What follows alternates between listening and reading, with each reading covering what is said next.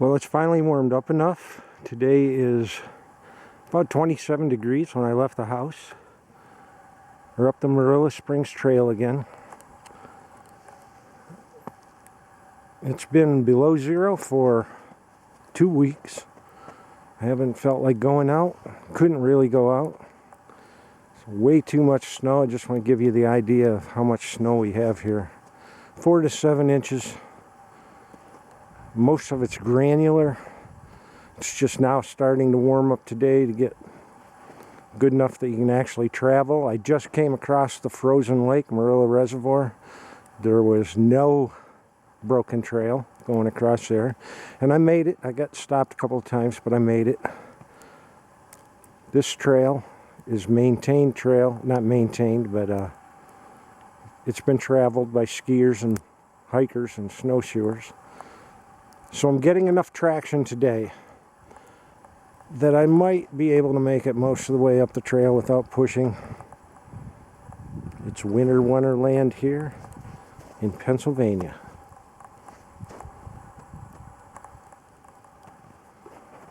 Got a bit of an uphill grade here. We'll take a film how we do making it up through there.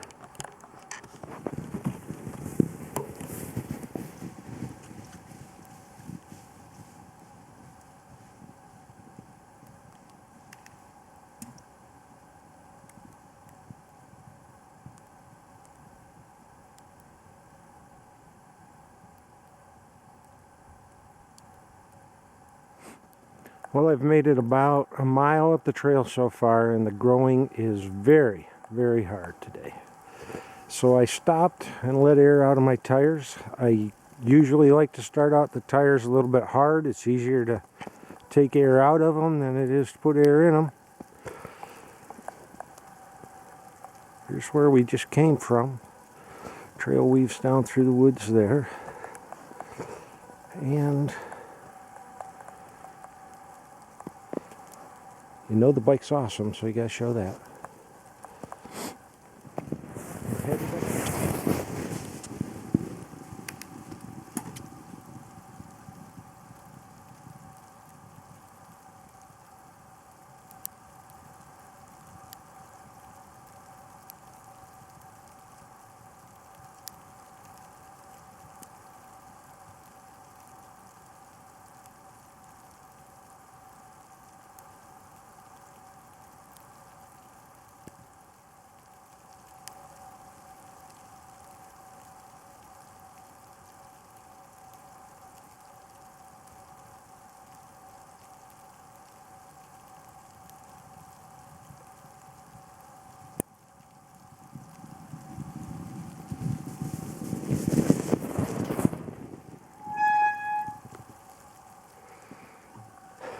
Well, it's not looking good for today's journey. I'm on a portion of the trail now. It's completely ungroomed, completely unpacked. Nothing has been here except for a single cross-country skier and me. And the consistency of the snow is just spinning out from under my tires. I don't know if a better tire would do. I'm not sure if chains would make a difference or studs in this kind of condition. It's a kind of snow that just kind of packs and then gives way all of a sudden. So I'm not a quitter, but I don't know how much farther I'm going to push the bike on this trail. Next week, they're supposed to have a little event up here on the trails. And there's going to be some children around, and we have a dangerous branch here. It's kind of frozen into the ground and stuff, and we always like to do a little bit of trail maintenance, like to help out the trail association, and we don't want any children getting hurt. So I brought my power saw, and we're going to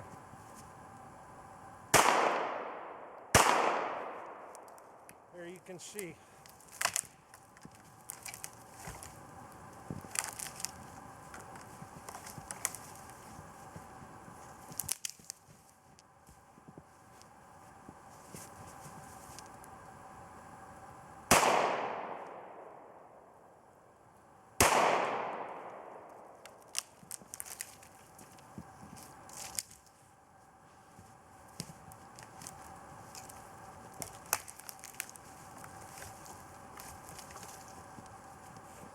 that piece isn't going to fall down. That part should be safe. So we're just doing our part. Well, as you can see, the tires are clear and they're leaving a good print in the snow. But you pack down the snow, any little opportunity at all, you're sliding downhill.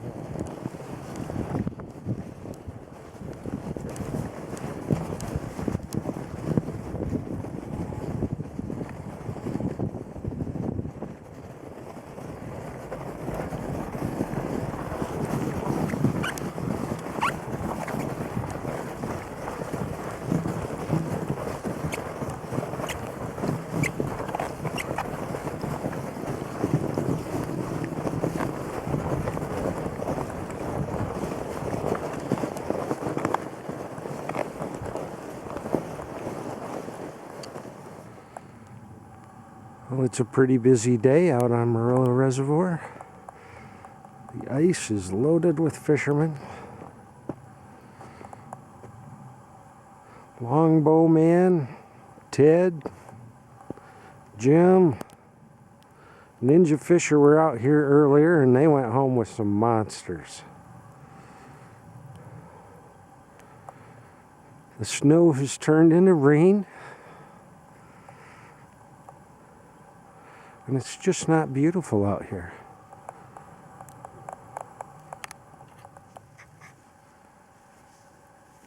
It's very difficult out there today with the snow about this deep. Got a lot of it packed in wheels here. I'm not sure any other tires are going to do us any good out here today. I just couldn't make it. I tried running in the ski tracks. I tried running beside the ski tracks.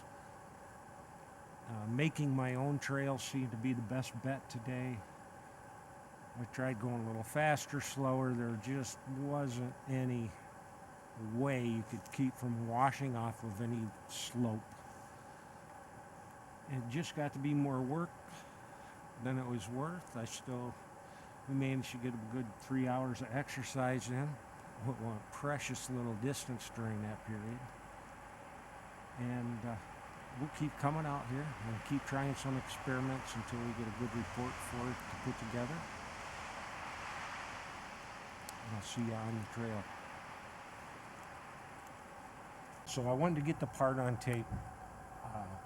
What I really like about this bike, I don't want to really recommend or disapprove of anything. I just share my observations. One observation is the handlebar width. You can read the spec sheet to find out what that is. The handlebars on this are a little bit wider than I'm used to, and that helps a lot with this front tire. You get on the harder surfaces, but it doesn't fit me just perfect. And I have rather wide shoulders, so I have a little more strain than I would on any of my other mountain bikes, but you know, it's a fat bike. You're a little more strained all the way around.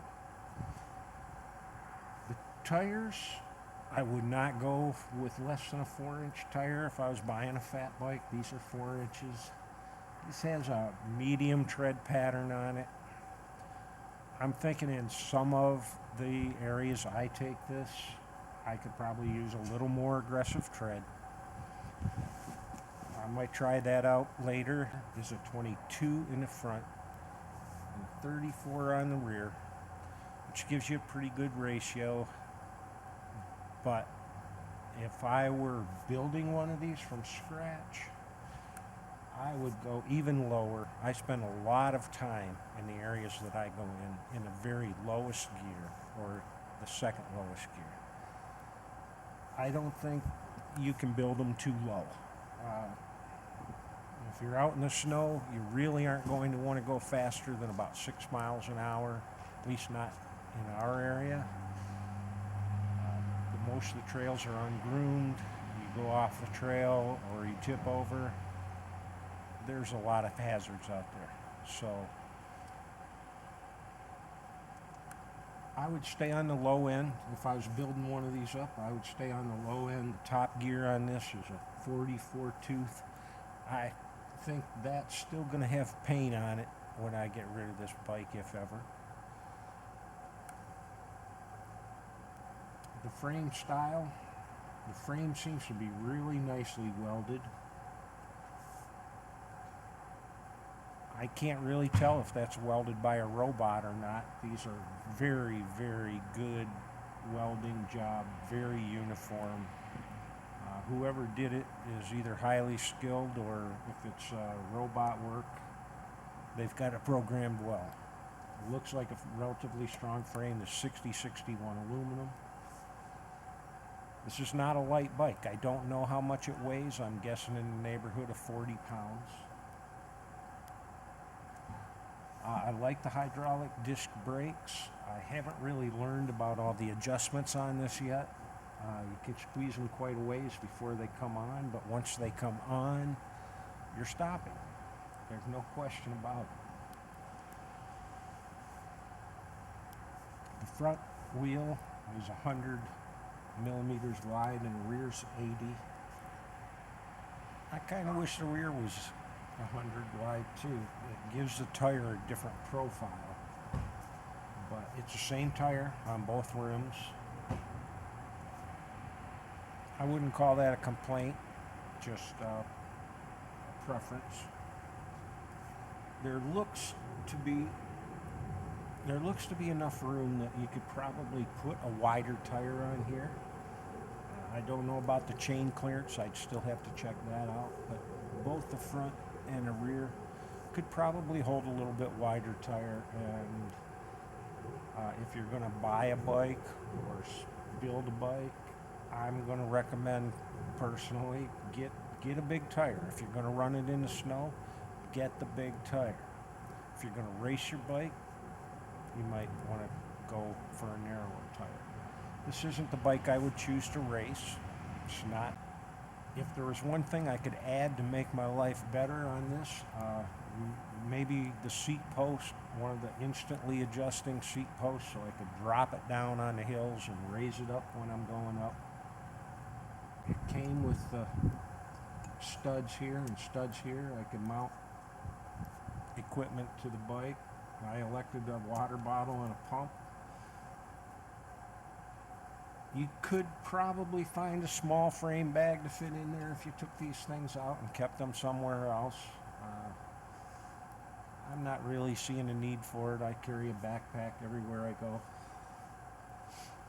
I bought these pedals. Looks like they say Primo on them. These things weigh about a pound a piece. I didn't do anything to make this bike any lighter, but I love these things. A huge block. I wear my 1,200 and 2,000 gram Thinsulate boots. I'm out in the winter. I cannot see toe clips or clipless or any of those pedals being useful to me in our area. You just need to be in and out, and there's just so many changing conditions and so many different types of outfits that you have to wear around here in the wintertime. You need something that's just a big old platform that you can put your choice of the day boot on there and be done. So far it shifts smoothly. These seem to be Shimano spec derailleurs. As they're wearing in, it's getting better. It was a little stiff shifting at first. The rear derailleur was a little touchy, but it's had enough lube and enough miles on it now. Everything's slicked up really nicely. It's running well. I like this frame style on this bike because I have to step off in the woods a lot to get over logs and things like this. And this just works out well for me.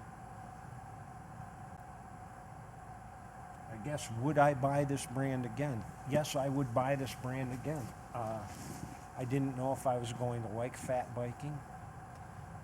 I think at this point I would go ahead and spend the money for their top model if I had it kicking around and make this choice again. I didn't know what this was going to be like, but I believe you get yet another lower gear if you upgrade. And like I said, any of the bikes you want, if you're building or buying them, you can't build these things with too low of a gear if you have a dedicated bike for the winter, which this is going to be. I've had this out in the gravel. We have a lot of single track around here, game lands, lease roads, etc. And this was my hunting truck for most of the season. I took this bike places I never would have got another. Okay, so this bike arrived from Bikes Direct in a box. I was able to put it together. If you don't feel you have the skills for that, you could take it down to your local shop, but it was straightforward. The first thing I did was tear everything apart and put good grease in it. You can't have too much grease in my mind. Adjusted everything. It was straightforward. It was easy to do for me. I had it running in a couple of hours, and that probably was longer than I needed to take, but I'm not the fastest assembler. I would buy from them again. I would have no problem putting this thing together. If I was going to charge to put it together, I'd charge you $100. So you could probably expect that from your local bike shop too.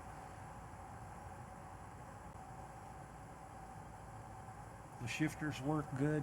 Trigger shifter works well. It was easy to adjust. The cables stretched a little in the first 100 miles or so. I haven't had to really readjust them for the last month or two. Today is February 1st. I'm going to take this out for another ride today. I hope some of this information give you an idea of if this bike is worth the $700 I paid to me. I fell in love with it. I wasn't crazy about the color at first, and now it's kind of grown on me, and it seems to be entertaining to other people. So the bike's got eyes and is unique. I'm probably the only person in my county that has anything like this in northern Pennsylvania. It's just not seen around here. It's not in any of the shops. I expect this to catch on. I will be having this out on the trails, and I'm running into more and more people. I'm betting by next year there's going to be a demand for fat. Okay, I don't know what else I can tell you about this. Everything's made well, in my opinion. Most of it was pre-assembled. I really only had to slide the forks in, put the top on, slide the wheel in, adjust some brakes. It wasn't bad. I'm capable of breaking anything, so if I find something that's tending to break on it, I'll let you know on an updated video. But so far, it's been rock solid. I have a couple 100 miles on this bike, and it's been doing its job. So I'm going to go out and get frozen.